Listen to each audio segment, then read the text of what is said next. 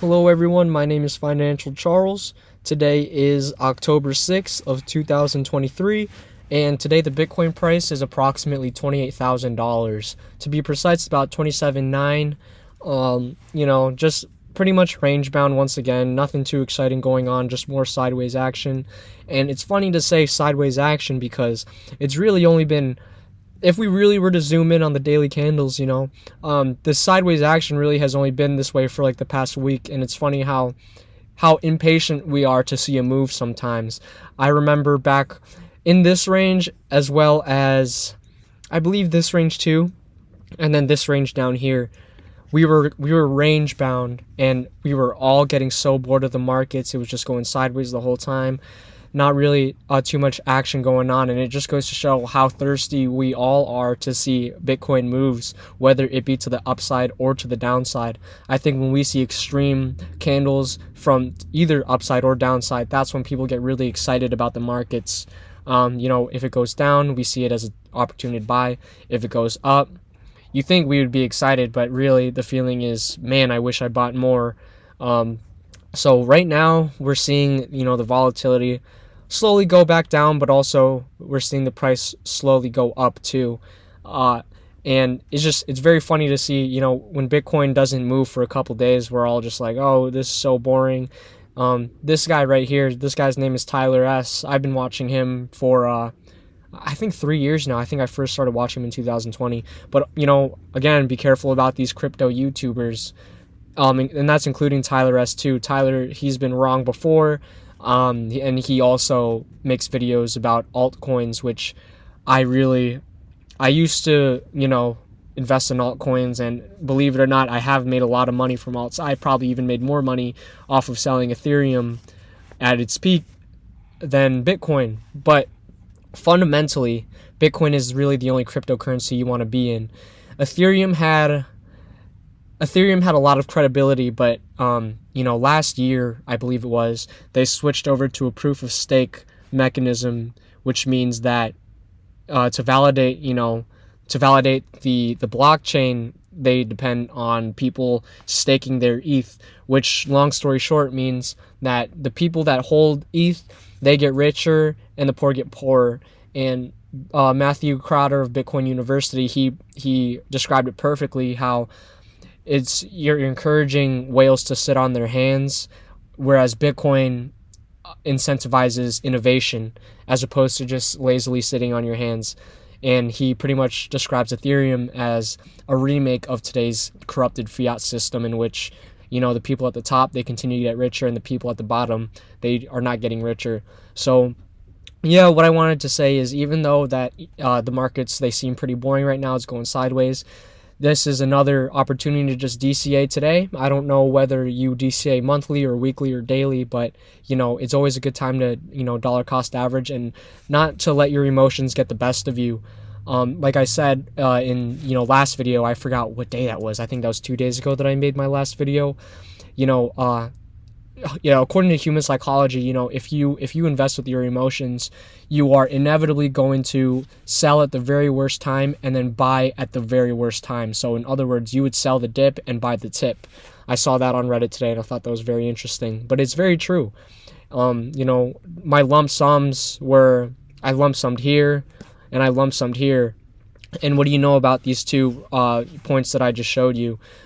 These are the very peaks, just somehow, some way. And I don't plan on buying on any peak. I don't plan on buying it. I just plan on dollar cost average, and lump sum and stuff too. And it's just so funny how every single time I lump sum, I always lump sum at the very top of a move. Doesn't matter where. And the worst example is when I lump sum $10,000 all the way up here. That was one of the worst moves I ever made. And I did have a video on YouTube talking about how I lump summed, and I believe that was on November 16th, which is, still the very, very peak right there. Obviously the video is privated right now, but perhaps in the future I'll unprivate it. But anyway, even though it's boring, it's still going sideways. Just keep on dollar cost averaging. Don't even bother to wait for a downside move. Although it may very well be likely that we will get some downside. Don't even wait for the downside, because it's you're risking it never happening. Like if you didn't buy down here and you're still waiting, you might never get that opportunity to buy. And I was gonna say right now Bitcoin is slowly making its move upwards, but it's grinding its way there.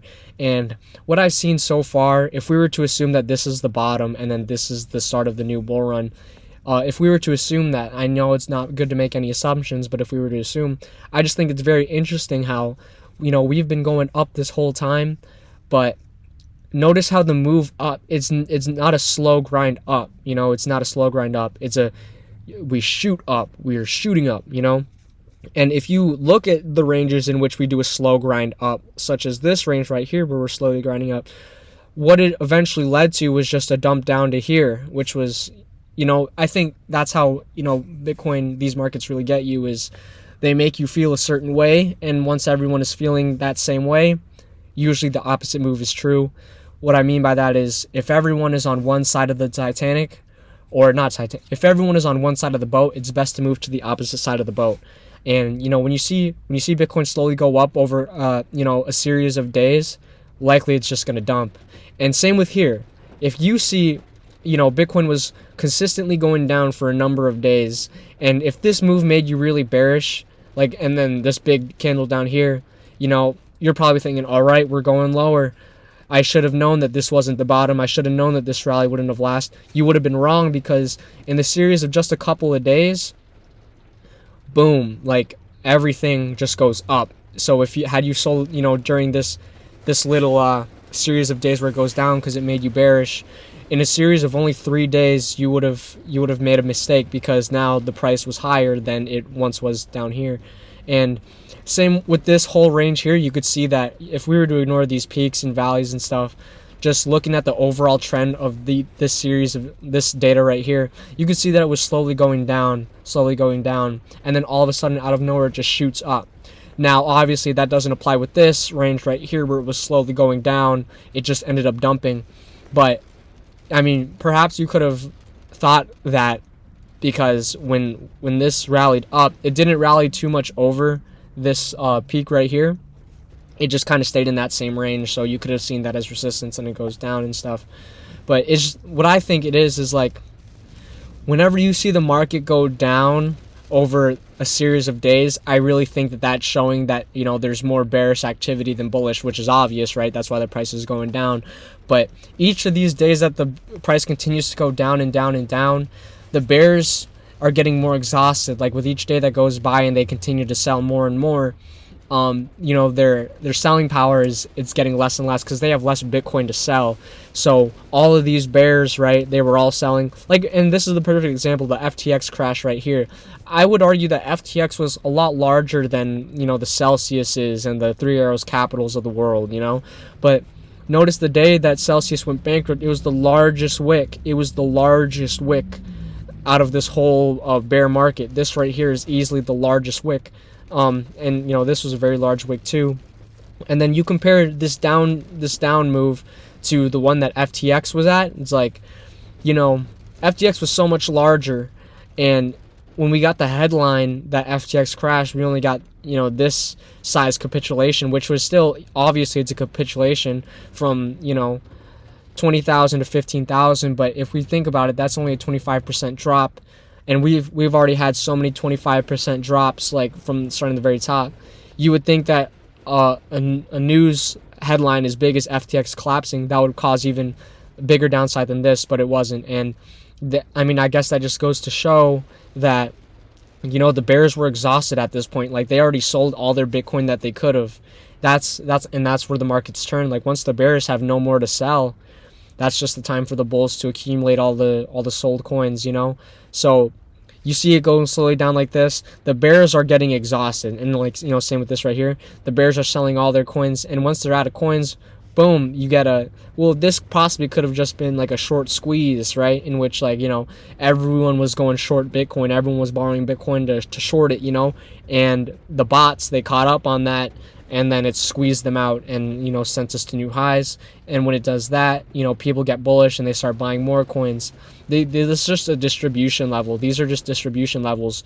And in this distribution level, you could see that the bears were overpowering the bulls. But once the bears lost steam, they got squeezed out. And now it's so bullish. And now this was another distribution. Obviously, the bulls didn't have enough buying power, and we got shorted. Or maybe what it is a lot of people were going long on Bitcoin because they thought that it was going to go up after 1, 2, 3. They thought there was going to be a fourth one, so they go long on there. And then the bots see that there's a lot of longs, so then they long squeeze and it goes down.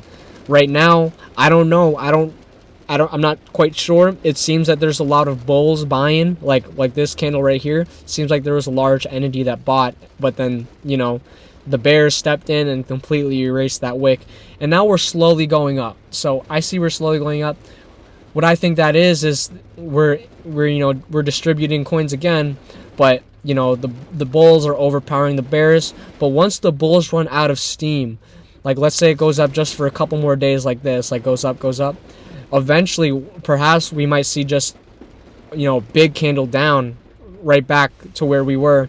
Just like this one is just big candle down. Like all Bitcoin's major moves, they seem to just be in one candle, right? And the chop is just noise. It's just distribution noise. I think the candles that we really want to see are, boom, the big candles right here. The big wick down, the big wick down, the big wick down, the big wick down, the big wick down.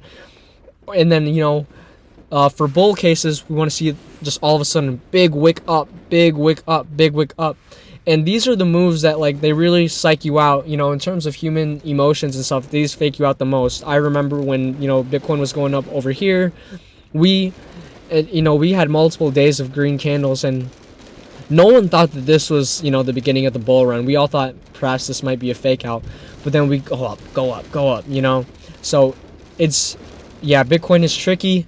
And, if you were to take any message away from this, it's just that, oh my goodness, there's so much rain outside. Hopefully the mic's not picking it up, but it probably is, so it probably ruined the whole video, but I'm not going to start it over. But anyway, the message that you probably want to take out of this is time in the market beats timing the market, because it's very difficult to time the market. And who's moving the markets? I don't think it's you. Dollar cost averaging $20 a week. I don't think that's you moving the markets. I think the people that are moving the markets are really the Black Rocks and, the big people with a lot of capital. Those are the ones that are moving the markets. So, for example, these wicks up to the upside, these are not because that you're dollar cost averaging. This is because a whale decided that this was undervalued, so then they lump some. Whoop, you know what I'm saying? They lump some here. Whoop. There's, how much capital is required for upsides like this, and how much sell pressure is required for downsides like this. It's a lot, these whales, sure, they can manipulate the game just like how they manipulate the stocks. But the difference between stock market manipulation and, Bitcoin manipulation is that there's a limit to how much you can manipulate Bitcoin, because if you want to dump on the market, you would have to sell your coins, right? Put sell pressure on the market. But as soon as you sell your coins, you can either buy back at a lower price, or you might have to buy at a higher price. At the end of the day, there's only 21 million Bitcoins, so in order to so you have to sell your Bitcoins to someone. And if you want to get more Bitcoin, you would have to buy from someone. And eventually, once all these people realize that there's only 21 million Bitcoins and holding forever, and, not settling for selling Bitcoin at $60,000, not settling to sell it for $70,000, you could sell it for however much you want. And once people realize that they can just hold indefinitely, the coins will just continue to get more and more valuable, if that makes any sense. So, whales can sell all they want, but let's say a whale sells 1,000 coins, and there are 1,000 people that are more than eager to spend $28,000 that they have in their bank account on one Bitcoin, right? Now that whale that sold 1,000 coins, he's out of luck, because 1,000 people that had $30,000 in their bank account, they swooped in and they bought all those 1,000 coins that whale just sold. And if that whale wants to get back in the game, they have to buy those same coins at a higher price than they sold. So you lost. That's a losing trade. I think so. The fact that there's only 21 million coins, the real answer is to just buy and hold forever and ever. The more coins that you hold and store in cold storage forever and you will not sell it, the less bitcoins, the less liquid the market gets, or the less coins that are available in the market. So if there's $3 billion worth of buying pressure, but there's only 10,000 coins available on the exchanges because all the other coins are locked up by hodlers, that means that you can only, you know what I'm saying? $3 billion divided by 10,000 available bitcoins. What is that? Like $300,000 Bitcoin? Exactly. Like, that's all I gotta say. I think that evidence just speaks for itself. If there's only 10,000 liquid coins available, but there's $3 billion worth of demand, that makes each Bitcoin $300,000, because all the other coins that you're worried about, they're either locked away by hodlers in cold storage, they're locked away by whales, or they have yet to be mined. There's 2 million more coins to be mined left, but those 2 million coins will be mined throughout the course of the next 120 years. So no matter how much you wanted, the amount of Bitcoin that's being, the amount of new Bitcoin that's being produced is not going to be enough to satisfy the demand. So this is what causes Bitcoin to go up over time.